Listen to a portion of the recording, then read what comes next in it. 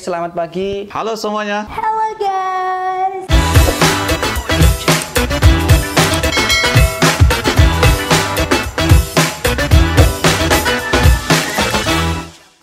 Nah, sekarang kita lanjut untuk nomor 11. Ini tentang cermin.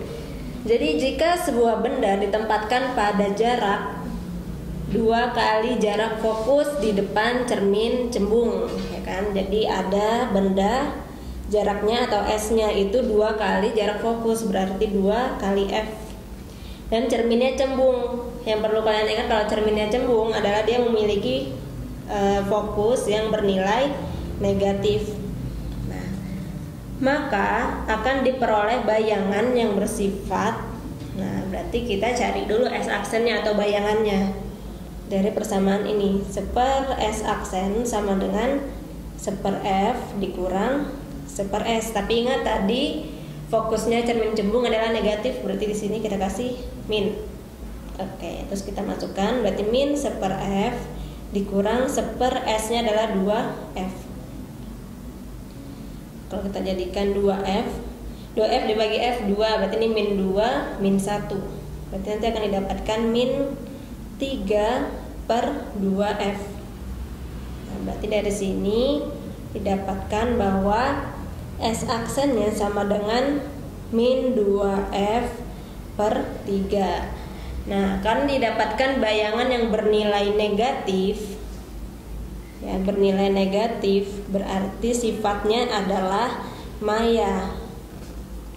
Nah, kalau maya dia pasti pasangannya adalah tegak ya. Nah, sekarang tinggal kita cari ketinggian bayangannya itu berapa kalinya ketinggian benda dari persamaan perbesaran bayangan, sama dengan S aksen per S sama dengan juga H aksen per H. Nah, sekarang kita masukkan S aksennya itu min 2F per 3 per S-nya adalah 2F sama dengan H aksen per H.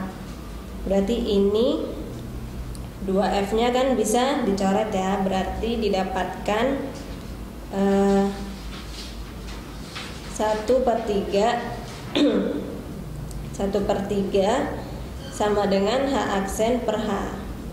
Nah, berarti di sini didapatkan bahwa H sama dengan 3H aksen. Nah, ini tadi minusnya boleh tidak kita tulis ya, karena di persamaan perbesaran bayangan ini adalah mutlak. Tandanya ada tanda mutlak. Dan di sini dapatkan bahwa ternyata ketinggiannya si benda itu sama dengan 3 kalinya tinggi bayangan. Berarti untuk nomor 11 jawaban yang paling tepat adalah yang E. Maya tegak dengan H sama dengan 3H aksen. Seperti itu. Mudah ya. Nah, sekarang kita lanjut ke nomor 12 tentang kalor. Apabila T1 suhu pada reservoir panas lebih dari T2 suhu pada reservoir dingin serta efisiensi mula-mula mesin adalah 20%. Kemudian efisiensi ditingkatkan menjadi 60%, maka suhu T1 berubah menjadi T1 aksen dan T2 berubah menjadi T2 aksen dengan perbandingan. Dan yang perlu teman-teman tahu bahwa jika kita ingin meningkatkan efisiensi suatu mesin Carnot, maka yang perlu kita ubah hanyalah suhu pada reservoir panasnya saja, suhu satunya aja T1, sedangkan T2-nya itu tetap, atau suhu pada reservoir dinginnya itu adalah tetap. Nah, berarti sekarang kita tinjau satu-satu dulu untuk yang efisiensi mula-mulanya 20%. Dengan persamaan efisiensi sama dengan T1 min T2 per T1 dikali 100%. Nah, bisa kita tulis berarti untuk yang 20% kan bisa kita tulis menjadi 2/10 ya, sama dengan T1 min T2 per T1.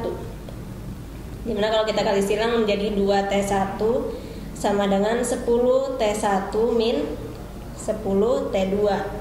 Didapatkan bahwa 8T1 itu sama dengan 10T2, atau T1 nya pada sini kita cari T2 nya. T2-nya berarti sama dengan 8 per 10 T1. Ini kita simpan dulu. Sekarang kita tinjau untuk yang saat efisiensinya ditingkatkan menjadi 60%. Berarti bisa kita tulis 60 per 100 atau 6 per 10 itu sama dengan T1 aksen dikurang T2 aksen per T1 aksen, dimana T2 aksennya tadi kan sama dengan T2 ya kan, karena T2-nya tetap. Berarti di sini kita tulis 6 per 10 sama dengan T1 aksen min T2 tadi ini 8 per 10 T1 per T1 aksen. Berarti kalau kita kalikan silang jadi 6 T1 aksen sama dengan 10 T1 aksen min 8 T1. Berarti didapatkan 4 T1 aksen sama dengan 8 T1. Dan di sini berarti kita dapatkan bahwa T1 aksen dia sama dengan 2 kali T1. Berarti untuk soal nomor 12 ini yang tepat adalah T1 T1 aksen sama dengan 2 T1 dan T2 aksennya sama dengan T2. Berarti jawabannya adalah yang C. Seperti itu ya.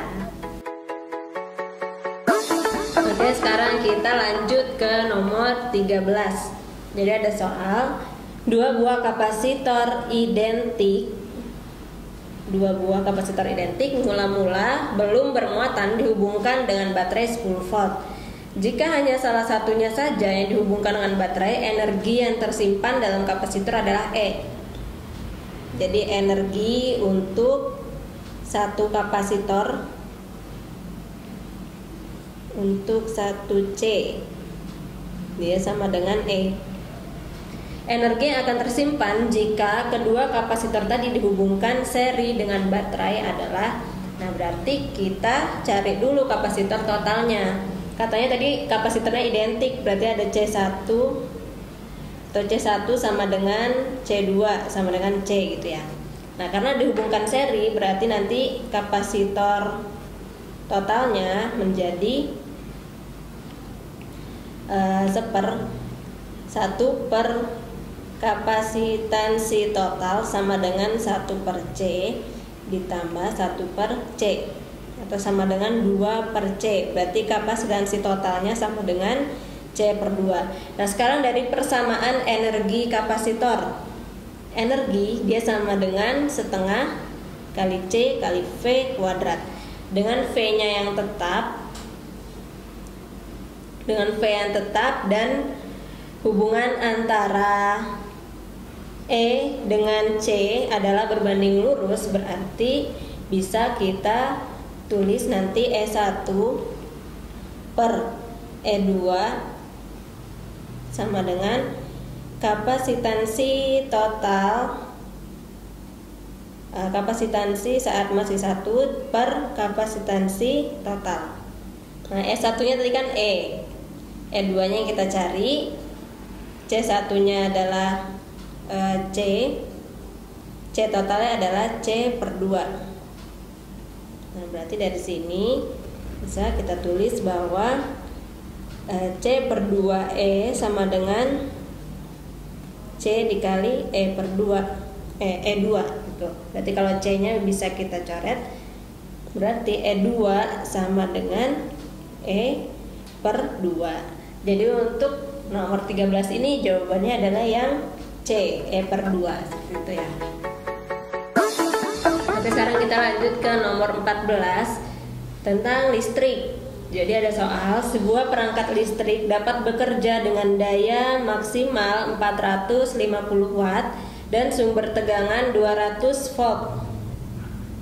Sekring pengaman yang sebaiknya digunakan untuk melindungi perangkat listrik tersebut adalah, nah jadi di sini kan diketahui ada daya 450 watt, ada voltnya, voltasenya adalah 200 volt. Nah sebelum kita kerjakan ini, teman-teman tahu nggak fungsi dari sekring itu apa?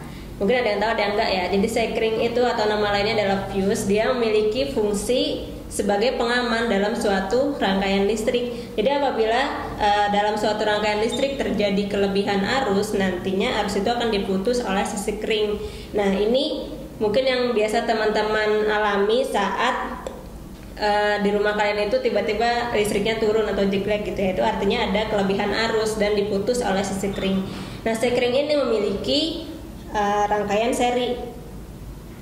Rangkaiannya itu adalah seri karena sesuai dengan sifatnya dari rangkaian seri adalah kalau satu putus semua ya kan. Jadi, nah terus gimana cara kita menentukan ukuran sekring yang aman untuk rangkaian listrik kita? Ya, yang pertama adalah kita harus tahu arus maksimum yang melalui sekring itu berapa. Bisa dicari dengan contohnya untuk soal ini, di mana daya itu kan memiliki persamaan V dikali arus ya. Jadi kalau untuk mencari arus maksimumnya, ini kan sama dengan P maksimum dibagi dengan V. Berarti P maksimumnya adalah 450 dibagi 200. Nah, nanti ini dihasilkan 2,25 ampere. Nah, ternyata arus maksimum untuk rangkaian ini adalah 2,25 ampere. Yang kita butuhkan, ukuran sekring yang kita butuhkan untuk dapat mengamankan rangkaian ini, dia harus lebih besar dari 2,25 ampere.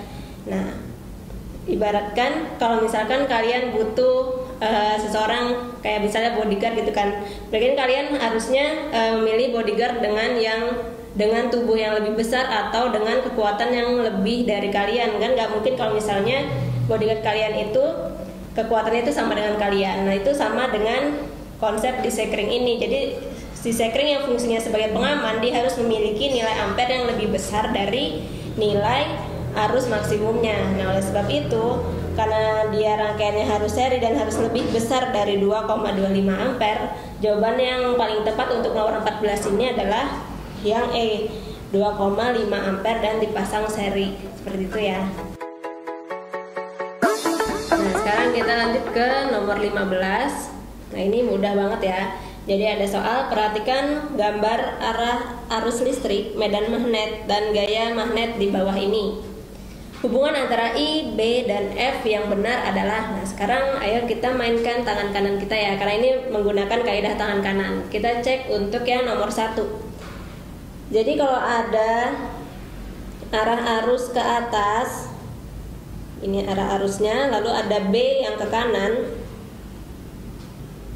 dan F-nya ini ditandai dengan tanda dot ya. Dot itu kan artinya adalah keluar bidang. Apakah betul jika arusnya ke atas, B-nya ke sana, F-nya keluar bidang? Ternyata bukan ya, ternyata F-nya itu adalah masuk bidang. Berarti untuk yang nomor 1 itu salah.